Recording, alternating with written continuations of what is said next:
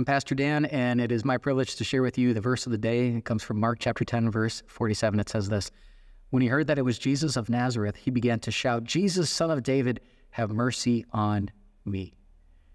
The man that shouted these words was Bartimaeus, a gentleman who was blind. He could not see, but his ears worked perfectly fine. And he heard that day that Jesus and this large crowd were passing by. Now, back then, everybody knew who Jesus Christ was. They knew what he was capable of doing.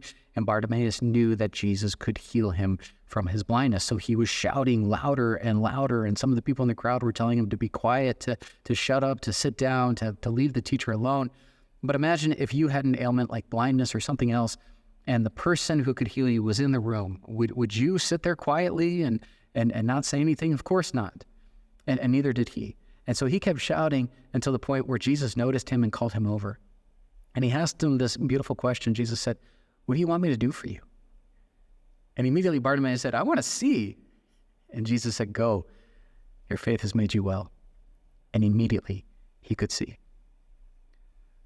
Well, friend, what do you want Jesus to do for you? What do you need his mercy for today? Is it a spiritual or physical ailment that you're struggling with? Is it a temptation that you're having a hard time saying no to? Is it a sin that you've struggled to forgive yourself for? Is it maintaining and setting boundaries for relationships in your life? Whatever it is, don't listen to the crowds. Don't listen to those negative voices in your mind that tell you to shut up and sit down and that Jesus is too busy for you. Those are all lies.